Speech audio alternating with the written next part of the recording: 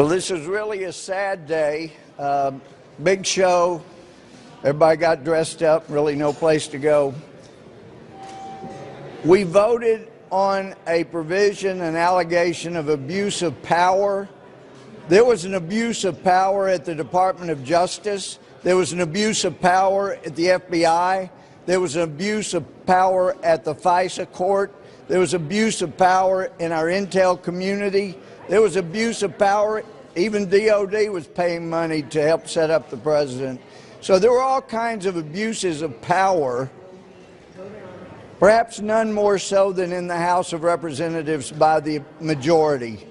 This is an outrage. It sets the bar for any president of any party for the future to go through 3 years of hell like this president has. It's really unfortunate.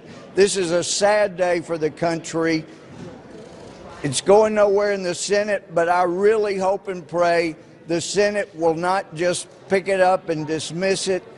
America needs to hear from the witnesses, and we didn't get to hear from them here. This was a kangaroo court. Outrageous to put the country through this.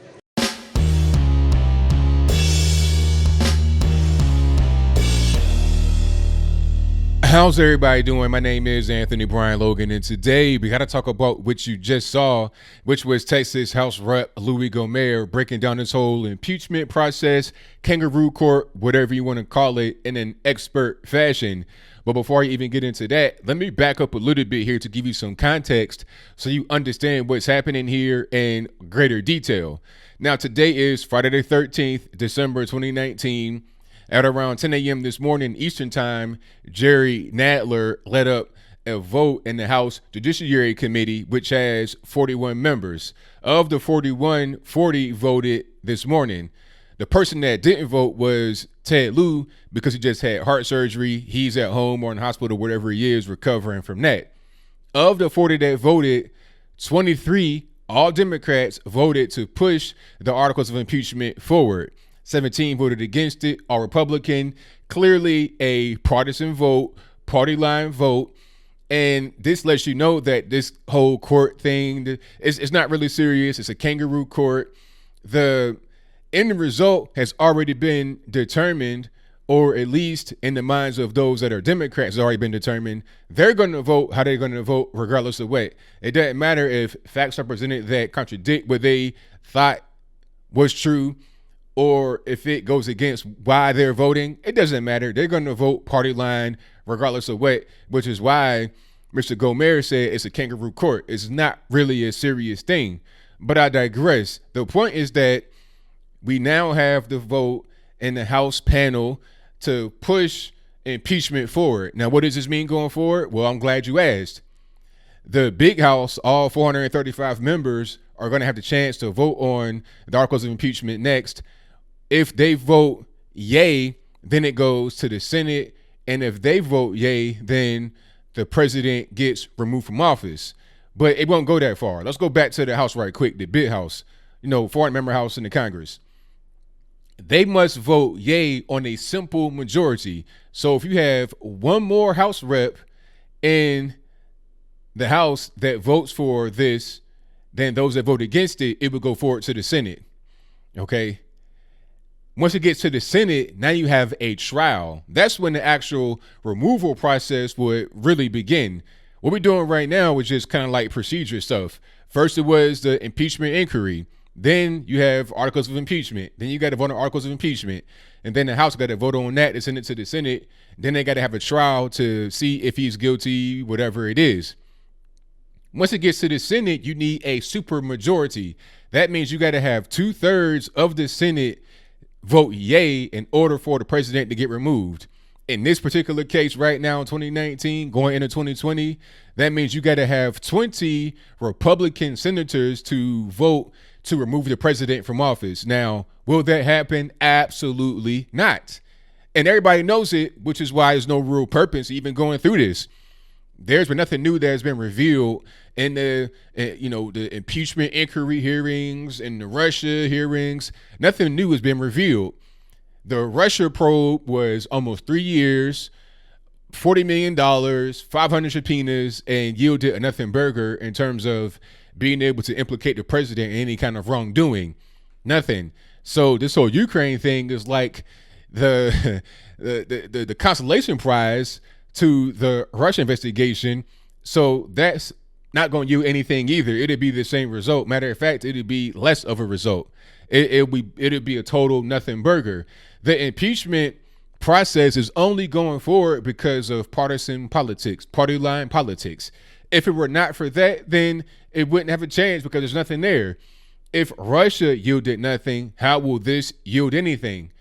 Okay, it's all about politics. Like my man Gomer said, it's crazy how all these agencies and little departments and panels in the government have basically conspired to remove the president. He all but said it's pretty much a coup going on. Nancy Pelosi yesterday admitted on camera that we've had impeachment going on for the past 2.5 years, ever since the Russia situation. They know that they can't beat the president at the ballot box.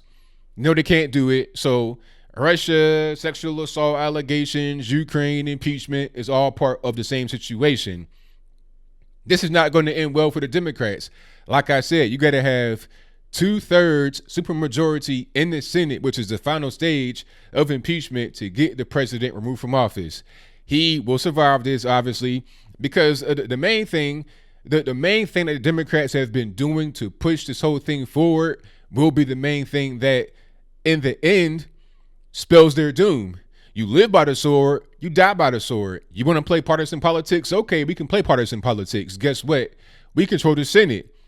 Guess what? Some of your Democrat House reps, senators, or whatever preside over Trump districts. If you are a Democrat, like let's just say my man from West Virginia, Joe Manchin, you're a Democrat, right? And you live in a 100% Trump state. You are in power there. You're in office. How will you get reelected if you vote to impeach the president that your state overwhelmingly voted for? It's a lot of guys like that and girls like that out there in the Senate, in the House. It's going to spell their doom. Like I said, you live by the sword, you die by the sword. And I personally can't wait to see it. I want the trial to go forward. I think my man Mitch McConnell has vowed to acquit the president and not dismiss the charges. Now, what is a key difference there? When you acquit somebody, that means you have the trial, and then at the end of the trial, you find him not guilty. If you dismiss the charges, there will be no trial. Now, why have a trial? Because you get to call witnesses. During the kangaroo court, which was the impeachment inquiry hearings, the Democrats did not allow the Republicans to really call who they wanted. Some would argue that point, but whatever.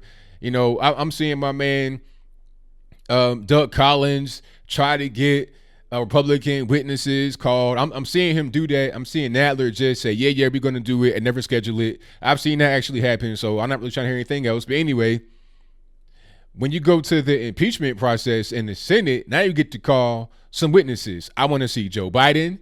I want to see Hunter Biden. I want to see Hillary Clinton. I want to see Christopher Steele, if that's possible. I want to see James Comey, Peter Strzok, Lisa Page. I want to see the whole corrupt swamp get brought right in front of the American people and also people all over the world. This is a thing that's not just affecting us here in the States. It's affecting the whole entire world. Europe's watching, Asia's watching, Africa's watching, South America, they're watching. Everybody's watching this. I want to see everybody get put on the stand, cross-examined, teed up. I want to see the whole situation unfold that way. So then we can just, try to get this swamp drained out. I know draining the swamp, that's going to be a lofty task. I see the swamp as an octopus, and it has its tentacles all over every agency, and it's deeply entrenched. It's hard to get the tentacles out from these agencies, all right? But the impeachment trial will most certainly help to untangle a lot of these deep-rooted tentacles from this big, giant octopus called the deep state. But I think I'll leave that right there for now. And what say you? Do you think that the impeachment process will continue all the way to the Senate, and then at the end of that, Trump will be acquitted If that's your viewpoint, let me know why in the comments below. Do you think this whole process has been partisan? It doesn't matter if you are liberal, conservative, agnostic, politically, a regular normie, just watching this stuff, kind of curious. Has it been about party politics? Is it a fair process? Okay. I'm seeing people get denied witnesses. I'm seeing just a lot of things happen that really shouldn't be going on. You know, the FISA warrants were obtained wrong. It's all kind of things that are just wrong here that the impeachment inquiry have, in my humble opinion, unwittingly revealed. But whatever your comments are, please let me know in the comments below. And that's all I got to say for this video. If you like what you heard, please comment, rate, share, and subscribe. Peace.